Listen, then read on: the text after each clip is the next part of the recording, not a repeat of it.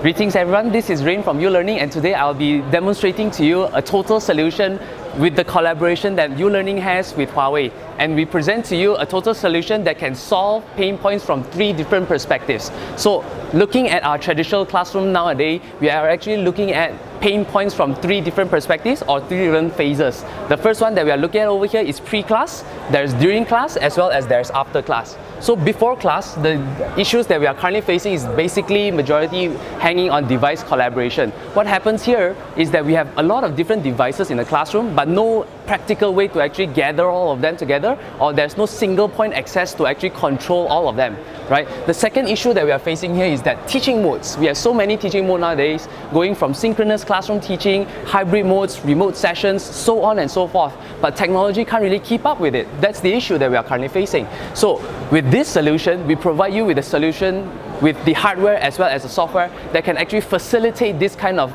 teaching modes and still go beyond it, right? Aside from that, we also have issue after class with class management, because there's no reliable way to actually quantify the performance of students as well as teachers. So here we actually provide you with an AI solution that can actually evaluate and assess students as class is ongoing. So there's ways, or more than one ways, to actually determine how our teachers as well as students are performing nowadays. So we present to you a total solution that covers these 3 different pain points or addresses them. So we'll actually be looking at 3 different components that addresses different parts of those pain points. Coming to our first pain point, we are looking at this item over here, where we actually have, since every device over here operates on Harmony OS, right? In most cases, all of them are linked together, or it's easier to link them together because they operate on the same standards. This also means that if you are running on a specific application of some sort, that also means that it is usable across all different devices. And because of that, we also have developed, or has actually provided, a software where we can actually control all of these different hardware. So this may not only be with due to your cameras or your smart board, so on and so forth. It can even go up to your lights, your curtains, and even your air conditioners. Anything that is connected to the internet, or at least the school Wi-Fi in general, you can actually use this software in order to have one-point access as well as one-point remote control over them. That basically saves us a lot of trouble, because the usual scenario is that at the start of the class, the teacher has to walk to the remote control or look for a remote controller just to actually turn on the aircon, so on and so forth. So why not just click a button and have it on anyways, right?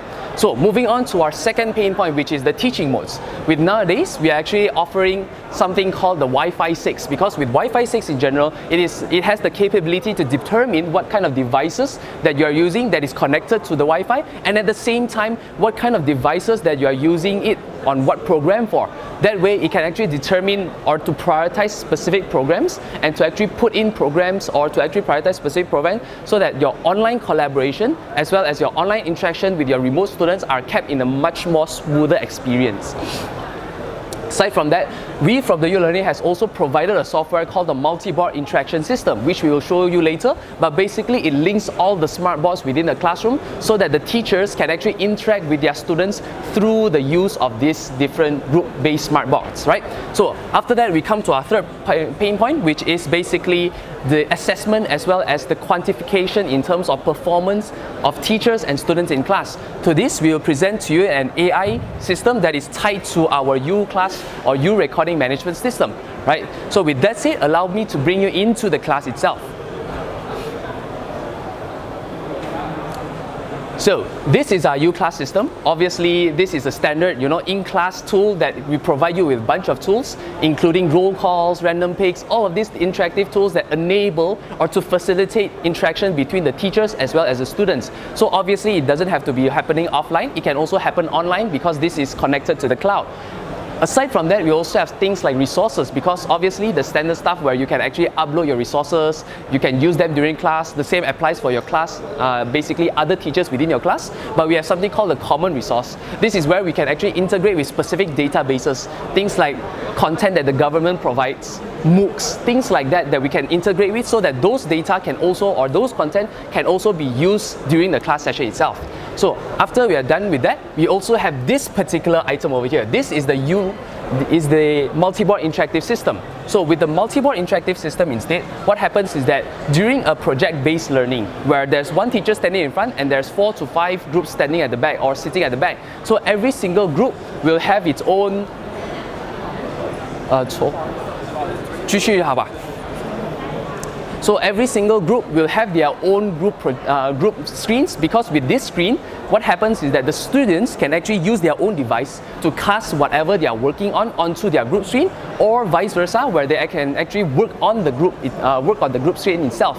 Because what happens here is that during class, when the teacher is maybe facing a very big class, or maybe facing a class where there's a lot of groups and they want to share the content out. So instead, let's just use the screen broadcast tool, because that way you can broadcast whatever you are sharing directly to your students, and the same happens the other way, because students, they can actually share whatever they are showing on the board to be broadcasted to every single other screen, including the teacher's screen for the rest of the class. So aside from that, we also have something called a group comparison. So every group will be doing their own projects, their own works. So from here, instead, what you want to do is that you can write whatever your group projects directly on your screen and have it done in the mode of a comparison. Because here, you can actually just drag whatever they are writing on their board. 再来是吧？好。So we are looking at the group comparison board or group comparison feature, because what we are doing over here is that as students form their groups and work on their group projects, they are required to maybe write on their devices or write directly on their group screens, right? So from all of these group screens, definitely you'll have your whiteboard functions, right? This is where you can write on your items, right? Write on your group projects or give feedback on your opinions on a certain subject. And this is also where teachers can make use of this whiteboard. So this is actually a digital whiteboard, because what happens here is that they can write on the whiteboard, and whatever they write over here gets instantly saved onto the main board. Because if you click over here, as you see, if I write over here, it automatically converts it over into a digital format, as well as in very low latency mode. Because as you can see, if I drag my hand across it, it actually follows it actually traces whatever I'm trying to write. Right? So this is what we are looking at over here. In fact, right, once we are done with class, where students have written on their group screens, we can come back to our class session where we make use of our feature called the group compare. Because what happens is that we can drag all of the different displays from different screens from other groups to the main screen, so that the teachers then can do side-by-side comparison. Imagine this, group 1, group 2, group 3, group 4, they are putting down their formulas, their artwork, so on and so forth, and they can assess each other to do comparison, right? So once you're done with this entire thing, right, obviously there are other features like casting, but let's not go through that, yeah? We come to our third main point, which is this one over here. Our third pain point actually converts or translates into the assessment of students during class. So what we are looking at over here is actually an extended feature of the U recording management system. It's actually another one of our softwares. So to give you a very quick rundown, the U recording management system basically records the entire class session on an automated time schedule that you have set for it, right? It records the entire class session from 3 different perspectives. One looking at the teacher, one looking at the student, and finally one looking at whatever the teacher is teaching. So in this case, it may be content. The reason why we actually have it on 3 different perspectives is that we will run our engine, our AI technology, through this recording so that we get a bunch of different data as well as statistics to work with. So definitely the first feature that we actually want to highlight in this particular case is audio to text conversion. Basically, your recordings will have their subtitles automatically generated.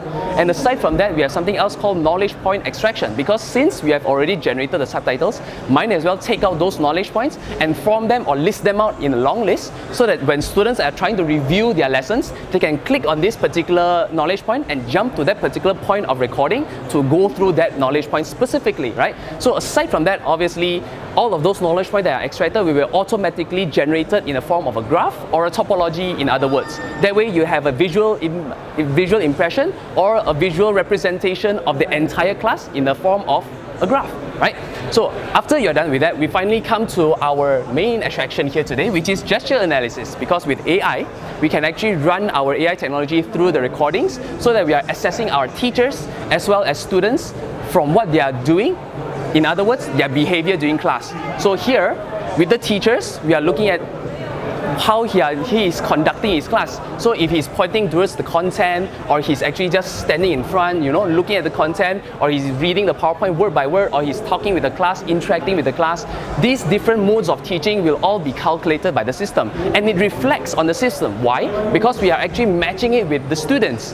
What are the students doing? Are they standing up? Are they looking back at their friends? Are they talking with others? Are they looking at the phone? Are they sleeping on their table? So in all of these different kind of scenarios, it actually affects this graph over here. We will have a graph to show the attention span or the attention rate coming from students. Basically what this means is that when students or the graphs is going low, that basically means that students aren't paying too much attention. So this is actually matched with the teacher's behavior as well as the teaching content, because all of it is marked with timeline. So let's say the attention is going very low here, so you can skip to this particular point of time of the recording to look at whatever the teacher is doing and look at whatever he's teaching. That way you can develop strategies to help you modify the teacher's behavior or to modify the teaching content to make it more engaging, because the idea here is that we would like to keep our students' attention at an all-time high, to keep them engaged throughout the entire session. That way at the end of the class we actually come out with higher or overall higher teaching efficacy. So that's the point over here.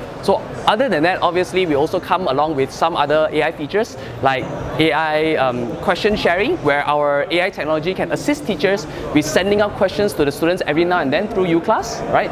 So on and so forth. But if you'd like to know more, I'll be happy to actually present to you more of our solutions, so you can contact us that way. Thank you very much.